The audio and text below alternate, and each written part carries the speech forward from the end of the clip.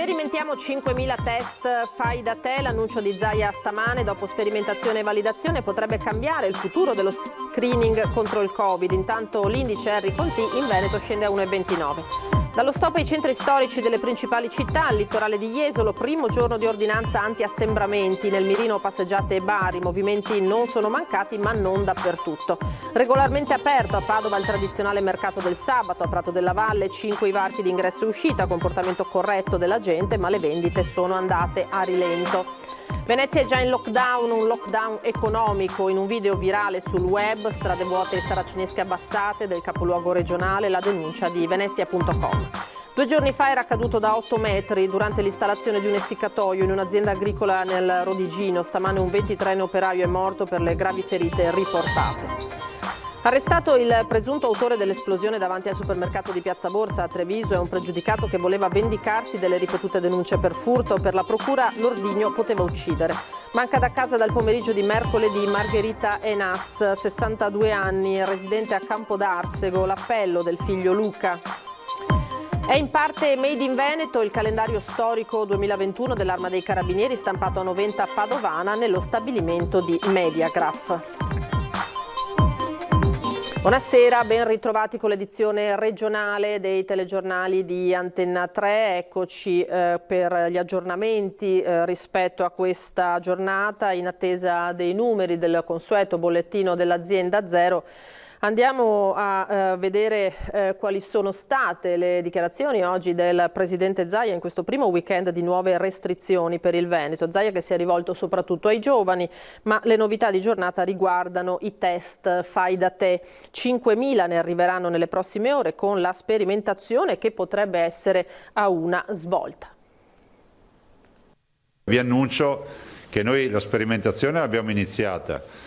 Adesso ce ne arrivano tra lunedì e martedì 5.000 e che verranno distribuiti per avere una sperimentazione in Veneto. Questo è l'ulteriore fronte che impegnerà la sanità veneta nei prossimi giorni. Del resto le attese attorno ai test fai da te sono altissime. Chiaro che un successo della sperimentazione proposta e sollecitata proprio dal Veneto cambierebbe la gestione dello screening tra la popolazione, e un primo autorevole avvallo è arrivato dal professor Ranieri Guerra, direttore aggiunto dell'OMS. Quando lo dicevamo noi eravamo degli sprovveduti, adesso finalmente lo dice l'OMS, chissà che qualcuno ci prenda sul serio. In attesa degli esiti restano i tamponi molecolari e i test rapidi, con un potenziamento dei punti Covid e dei drive-in. Vogliamo ancora rafforzare e ampliare l'orario, cioè avere in ogni ULSS almeno un punto che fa H24, in più avere gli altri dove tutti presenti con la prescrizione medica. Sapete che non si va a fare il tampone perché passo davanti e mi faccio un tampone, ma ci deve essere la prescrizione. Lo fai con dalle 7 alle 19. E questo nel giorno in cui la macchina sanitaria veneta ha effettuato più di 50.000 tamponi, un record che forse ha consentito al Veneto di rimanere in fascia gialla, contrariamente a Friuli ed Emilia Romagna. Più che un successo per Zaia, uno scampato pericolo che deve responsabilizzare anche nei confronti del rispetto della nuova ordinanza contro gli assembramenti. Invito di capire che non abbiamo vinto nulla, non siamo i primi della classe, non è un gioco a premi, non abbassate la guardia, fate sto sacrificio, chiedo ai tanti giovani. Sacrifici che riguardano soprattutto alcune categorie economiche, ma il messaggio è chiaro. A me spiace un po' per gli operatori dei centri storici, ma non avevamo alternative, cioè l'alternativa è chiudere tutti. Voi capite che se siamo in area arancione è finita, cioè non hai più problema di dire non devi andare a passeggiare perché non ci vai più. Abbiamo detto dunque primo sabato con l'entrata in vigore dell'ordinanza regionale, trevigiani che sembrano aver rispettato le misure, meno movimento in città, come testimoniano anche gli esercenti con molta amarezza. Operai al lavoro per installare le luminarie in una Treviso che si appresta a vivere un Natale sicuramente diverso da quelli passati. E anche questo sabato ha un'atmosfera particolare, il primo con la nuova ordinanza regionale che consente di svolgere attività motorie e passeggiate al di fuori di strade e piazze dei centri storici. E i trevigiani sembrano aver rispettato le misure. Il movimento certo non è mancato, soprattutto in tarda mattinata, con molti cittadini che hanno raggiunto il centro per qualche commissione, tutti però con mascherine indossate affossate e senza particolari assembramenti. Io vado a pagare il telefono perché non sono riuscito sul terminale. Ci voleva questa stretta, ancora di più. Io mi ritiro alle 17 di sera col tramonto. Ma è soprattutto chi in centro lavora ad aver notato con molta amarezza il calo di presenze. C'è meno movimento, essendoci molti centri commerciali o molti negozi grandi chiusi e quindi giustamente c'è anche meno gente. Mi preoccupa un po'? Sì, ci preoccupa, però vista la situazione è giusto, se è l'unica soluzione è giusto adeguarsi. Malissimo. Poca gente. C'è nessuno, comincia a muoversi adesso ma non si può lavorare solo un'ora. Stamattina non c'era nessuno, d'altra parte se consigli vivamente di stare a casa la gente non esce. Fateci morire con tranquillità senza darci nessun aiuto, siamo qua. Vicino ai commercianti il sindaco Mario Conte, che già di prima mattina ha girato per le vie del centro, prima al mercato, poi tra le piazze per vedere di persona la situazione. L'obiettivo dei sindaci è quello di vedere le proprie città piene. Oggi invece vedo una città semivuota che dal punto di vista sanitario è un bel messaggio che i trevigiani stanno dando. Ovviamente il primo pensiero va ai commercianti, ai banchi del mercato che oggi non hanno potuto venire, a tutte quelle persone che in realtà con i turisti, con i cittadini ci lavorano e mantengono le proprie famiglie. Quindi ci piange il cuore, però devo dire che la città ha risposto bene. Questa era Treviso, poi a Mestre siamo andati a vedere un altro aspetto di questa nuova ordinanza, quello che impone la consumazione solo da seduti al tavolo nei bar a partire dalle 15. Vediamo com'è andata. Sono le 15.30, da mezz'ora è in vigore anche in piazza Ferretto la nuova ordinanza della Regione sui locali pubblici. Consumazioni possibili solo seduti al tavolo in bar e ristoranti del Veneto, dove peraltro già non si deve essere in più di 4 se non conviventi, con mascherine che si possono togliere solo per mangiare e bere. La nuova ordinanza regionale arriva nel picco della seconda ondata di coronavirus, in un Veneto rimasto unica zona gialla del nord Italia, e contiene anche la raccomandazione di evitare assembramenti a partire dal cosiddetto struscio in centro. Penso che la gente abbia preso paura o ha preso coscienza di quello che ha detto il nostro caro Zaia, perché se ne vedo molto poca gente in giro.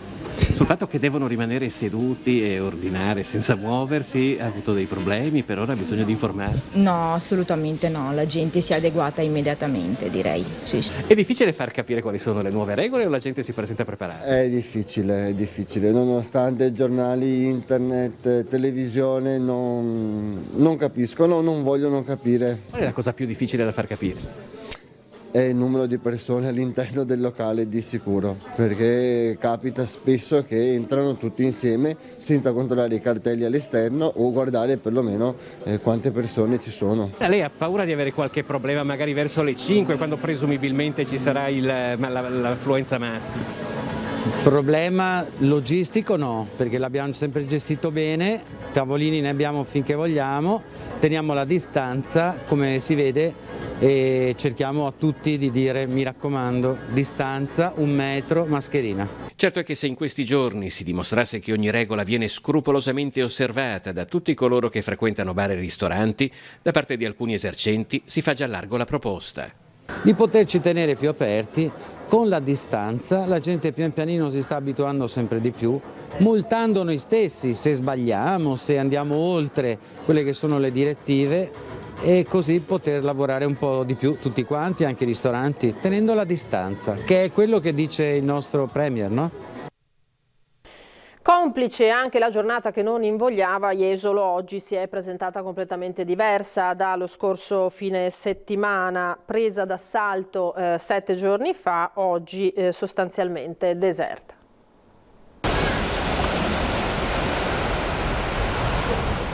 Solo il rumore del mare è l'unico suono che in questo weekend si percepisce a Jesolo. Il resto, le strade, le piazze, la spiaggia, tutto vuoto. Complice la foschia, certo, ma all'indomani della stretta con misure antistruscio e con l'obbligo alla chiusura domenicale dei negozi non c'è l'ombra dell'assalto al litorale cui avevamo assistito sabato e domenica scorsi. Questa settimana vedremo molta meno gente, anche se qualcuno nonostante tutto viene lo stesso. Siamo venuti più che altro anche per vedere che non facciano vandalismi e cose negli appartamenti come succede spesso. E che effetto fa vedere il weekend tutto chiuso, senza persone che vengono magari da altri comuni? Un po' di desolazione. Aleggia un senso di desolazione e vuoto, non solo figlio dell'effetto fisiologico che subiscono le cittadine di mare in autunno e inverno, ma dell'invito a non muoversi per limitare le occasioni di contagio. Noi viviamo solo con le città limitrofe tra Padova, Treviso, Sannonà, che vengono a farsi la passeggiata, a stare al mare. Così per noi non ha senso, è meglio una chiusura totale. Così sappiamo tutti che siamo chiusi e vediamo. Essendo tutti i negozi chiusi, già da domani è completamente diverso perché noi lavoriamo 2 giorni alla settimana. Effettivamente a Jesolo in questo momento lavoriamo solo 2 giorni alla settimana. Penalizzarsi nel chiudere non solo i negozi ma anche magari la passeggiata dove, al mare, dove la cosa non può dar noia a nessuno perché giustamente l'aria è più fresca e si respira meglio, è una cosa che è controproducente per noi. Non c'è nessuno, la domenica scorsa c'era gente, però erano tutti nei bar e nei ristoranti, più che altro i bar. Chiudono i negozi, che però non avevamo tutto questo afflusso e l'hanno lasciato i bar aperti. Centri spopolati e outlet chiusi, intanto si installano le luminarie e si spera di poter riprendere almeno a Natale. Ed era invece regolarmente aperto a Padova il tradizionale mercato del sabato di Prato della Valle. 5 i varchi di ingresso e uscita, comportamento corretto da parte di tutti, anche se le vendite hanno stentato. Un sabato di mercato molto tranquillo, ci raccontano i vari commercianti che comunque sono tornati qui con le loro bancarelle. Questo è il sabato di Prato della Valle, il mercato è stato tutto circondato, varchi di accesso controllati dagli uomini della protezione civile. Com'è andata stamattina? Poca gente, con scusa del corona, 50%, metà? Manca meno. Molto lento chiaramente, in quanto penso che la gente abbia un po' di paura ad uscire con tutte le limitazioni che stanno in atto, quindi un po' lentino. Come lavoro è lento, molto lento, è una specie di pre-lockdown. Tutto tranquillo, molto tranquillo purtroppo. C'è poca gente, la gente ha paura, anche noi. Si viene perché si tenta, bisogna lavorare, però è dura, molto dura. Massimo rispetto delle regole da parte dei cittadini. Vedo gente molto corretta, passa tutta in entrata e in uscita, tutti con le mascherine, i bambini tutti a mano, tutto molto corretti veramente. Gli avventori e i commercianti sono stati molto disciplinati, hanno rispettato le regole anti-Covid, quindi l'uso corretto della mascherina, distanziamento sociale e non ci sono stati assembramenti particolari. In Padova ne sono eccezionali perché ho fatto il giro a mercati totali, devo dire che si comportano benissimo, non c'è nessuno senza mascherina, non sono assembramenti, ma veramente tutto bene, grande soddisfazione da parte mia. E proprio per evitare assembramenti si interrompe quest'anno la tradizione del Ponte di Barche, presente fin dall'origine della Festa della Salute per ricordare il cammino che i pellegrini fecero per chiedere alla Vergine di liberare Venezia dalla peste del 1630. Il Ponte di Barche, che attraversa il Canal Grande per consentire ai veneziani il pellegrinaggio alla Basilica della Salute, è una tradizione che ha sempre accompagnato la festa del 21 novembre, fin dalle sue origini nel 1630, in ricordo del primo pellegrinaggio che i veneziani fecero per chiedere alla Vergine che la città fosse liberata dalla peste bubbonica. Quest'anno però, dopo 4 secoli, il Ponte di Barche, analogo a quello per la solennità del Redentore in luglio, non verrà allestito. La decisione è stata presa in serata congiuntamente tra Patriarcato, Comune di Venezia e tutte le autorità competenti per evitare assembramenti e quindi il rischio di diffusione del contagio, visto il momento storico di pandemia. Da giovedì 19 a domenica 22 novembre non ci sarà perciò il Ponte di Barche. Un ponte allestito secoli fa per favorire l'accesso in Basilica quando sul Canal Grande ancora non era stato costruito il ponte dell'Accademia e esisteva solo quello a Rialto. Sarà comunque consentito l'accesso in Basilica dei pellegrini opportunamente distanziati e contingentati secondo disposizioni che saranno comunicate nei prossimi giorni. Non sarà possibile però portare la tradizionale candela accesa come offerta alla Madonna che faceva parte del rito simbolico della festa. Resta confermato il pontificare del patriarca Moraglia che sabato 21 Antenna 3 trasmetterà in diretta a partire dalle ore 11. Città che naturalmente risente di tutte queste dolorose rinunce di quest'anno. C'è anche un filmato che documenta il lockdown, strade vuote, saracinesche abbassate, calle campieli deserte, è la Venezia di oggi. L'iniziativa è di venezia.com e questo sarà solo il primo di una serie di video. Un silenzio assordante, la telecamera del videomaker Andrea Rizzo, con un tocco di magia, cattura calle vuote, negozi chiusi, campielli deserti, una città apparentemente stremata, ma con un'anima. La voce di chi vi vive e vi lavora. È l'urlo di dolore di Venezia, quello che Venezia.com, da sempre una delle voci più attente in città, con Matteo Secchi e Manuel Tiffi, vuole presentare. Di fatto il lockdown totale del turismo in città già c'è. In questo momento di fatto Venezia è in lockdown economico. Palazzo Ducale è chiuso, bar e ristoranti chiusi alle 6, è impossibile fare turismo in queste condizioni qui. È un lockdown di fatto. Purtroppo Venezia, rispetto a tutte le altre città d'Italia, ha avuto un prima grande problema che è stato l'acqua alta di un anno fa.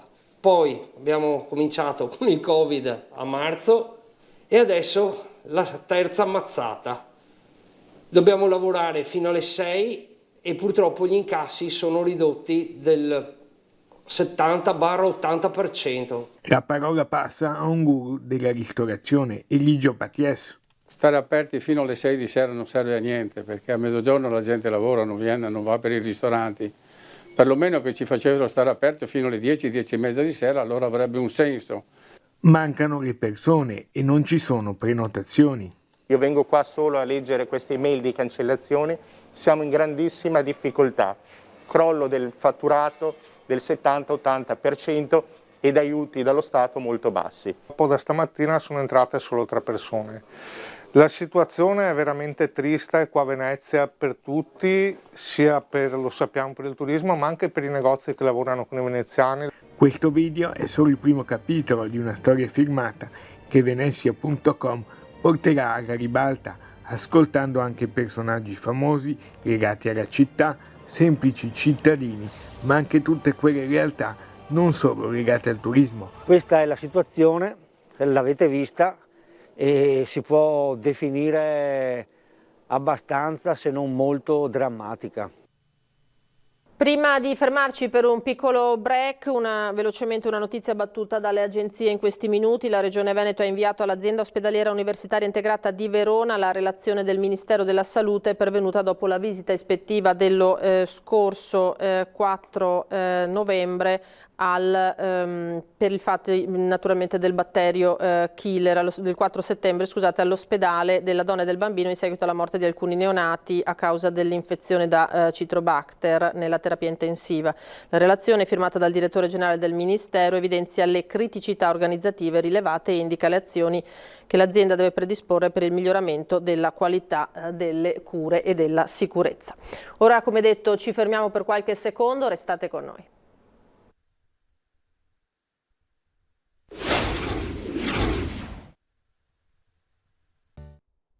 Di nuovo in diretta, edizione regionale dei telegiornali di Antenna 3. Siamo alla cronaca. Un operaio 23enne albanese, residente a Zevio nel Veronese, è morto alle prime ore dell'alba all'ospedale di Rovigo in seguito alle lesioni riportate in un incidente sul lavoro di cui era rimasto vittima giovedì mattina. Il giovane era caduto da un'altezza di 8 metri mentre stava lavorando all'installazione di un essiccatoio in un'azienda agricola di Sant'Apollinare, frazione di Rovigo. Delle indagini si occupa lo Spisal dell'ULS 5 in coordinamento con la Procura di Rovigo. Arrestato il presunto autore della violenta esplosione di domenica sera davanti al supermercato di Piazza Borsa. Si tratta di un pregiudicato che voleva vendicarsi per le ripetute denunce per furto. Per la Procura l'ordigno poteva uccidere. È un 56enne originario della provincia di Belluno, Enrico Soraru, uscito dal carcere a settembre, l'uomo arrestato da polizia e carabinieri per la violenta esplosione di domenica sera davanti all'ingresso del supermercato PAM di via Zorzetto. Di fatto, senza fissa dimora, è stato fermato per il timore che lasciasse l'Italia, avendo dei parenti in Inghilterra. Pesanti le accuse formulate a suo carico. Porto di un ordigno esplosivo, è stato ipotizzato anche il reato di strage, visto il contesto, il luogo in cui è stato fatto esplodere questo ordigno. Ed è proprio la pericolosità dell'ordigno, fatto esplodere a distanza alle 9 di sera, a rendere particolarmente grave l'episodio. Era un ordigno micidiale, come si dice, nel senso che avrebbe sicuramente potuto cagionare la morte di eventuali passanti. È un ordigno molto ad alto potenziale, concepito proprio per uccidere. Non un ordigno rudimentale che poteva fabbricare da sé, secondo gli inquirenti, ma qualcosa di più elaborato su cui le indagini stanno proseguendo per capire come Soraru se lo sia procurato. Solo per un puro caso, a quell'ora nessuno passava di lì. L'obiettivo era danneggiare il supermercato. L'autore del gesto nutriva di sentimenti di vendetta, acrimonia nei confronti della gestione o quantomeno della direzione del supermercato PAM. Era stato denunciato più volte per furtarelli e recentemente aveva subito anche un periodo di carcerazione proprio a seguito di denunce che aveva subito lì. Un'indagine tradizionale in cui fondamentali sono stati i filmati delle telecamere di videosorveglianza cittadine e le testimonianze raccolte dagli investigatori, polizia e carabinieri che hanno lavorato fianco a fianco. Hanno saputo mettere a frutto tutti gli elementi raccolti e insieme hanno lavorato molto bene e hanno raggiunto un risultato molto positivo proprio grazie a questa forma di sinergia. Manca da casa dal pomeriggio di mercoledì Margherita Enas, 62 anni, residente a Campodarsego. Condividiamo con voi, nella speranza di aiutare la famiglia a ritrovarla, l'appello del figlio Luca. Salve, sono Luca Ferro, il figlio della signora Enas Margherita, scomparsa, scusate mi tolgo la mascherina, scomparsa mercoledì e niente, cosa posso dirvi? Se avete novità qualcosa fateci sapere, chiamate subito i carabinieri, altro non posso dire. L'unica cosa che posso dire è speriamo, mamma, che mi senti.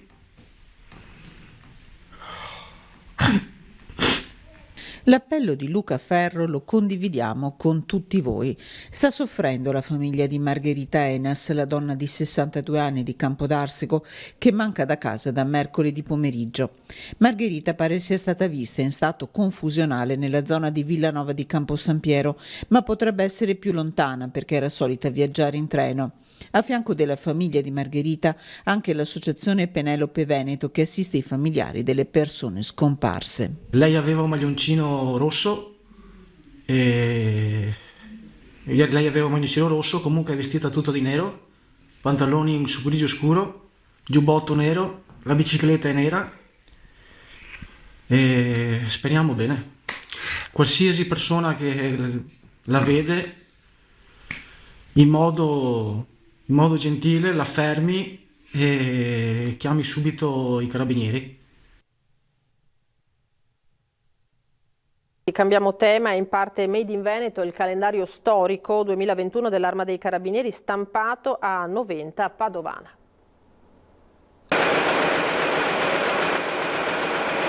È stato stampato qui, in questo impianto di Noventa Padovana, il calendario storico 2021 dell'Arma dei Carabinieri, un prodotto da collezione che ogni anno viene realizzato a fini benefici. Stiamo parlando di 1.200.000 copie prodotte e che verranno distribuite nel giro di pochissimi giorni, quindi oltre all'impegno finanziario, l'impegno produttivo, le attività di coordinamento, anche tutta la parte di logistica consentirà nel giro veramente di pochissimo che tutte le copie destinate alle diversi comandi provinciali vengano consegnate. Nata nel 1986 come Edizioni Grafiche Messaggero Padova, l'azienda condivide con l'Arma un percorso di valori. Siamo proprio nello stabilimento dove è nato il Messaggero di Sant'Antonio a livello di produzione è uno stabilimento che risale dal 1986, è un'azienda molto avanzata e molto strutturata, siamo 150 persone. In un contesto storico come quello che stiamo vivendo, l'azienda continua nel suo percorso di crescita, di diversificazione e di investimenti. Un fiore all'occhiello per l'azienda, il calendario storico che quest'anno celebra i 700 anni dalla morte di Dante Alighieri, realizzato su una carta prodotta dalla cartiera veneta Favini. Abbiamo sviluppato questa carta in accordo esclusivo proprio con il Comando Generale dell'Arma, con l'aggiunta di alcuni elementi di anticontraffazione che sono alcune fibrille che si vedono solo con determinate apparecchiature e quindi sono invisibili all'occhio umano. Era l'ultimo servizio, grazie per essere stati con noi, io vi lascio alle previsioni del tempo per domani, vi auguro una buona domenica, arrivederci.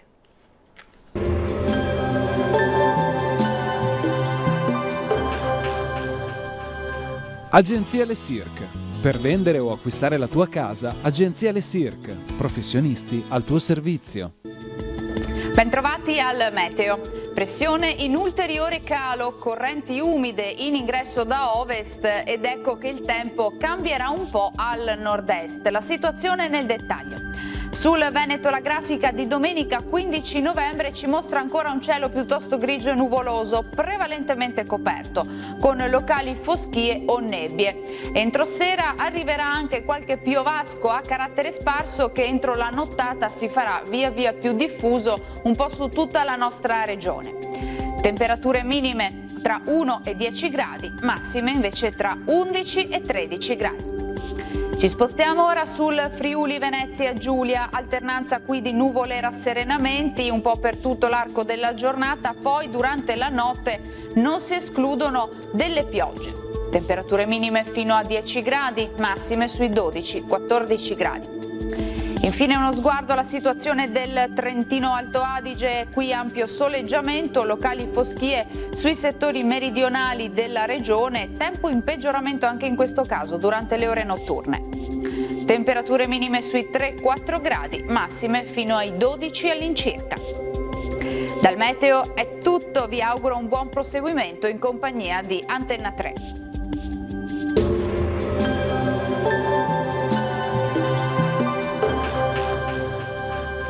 Agenzia Le Cirque. Per vendere o acquistare la tua casa, Agenzia Le Cirque. Professionisti al tuo servizio.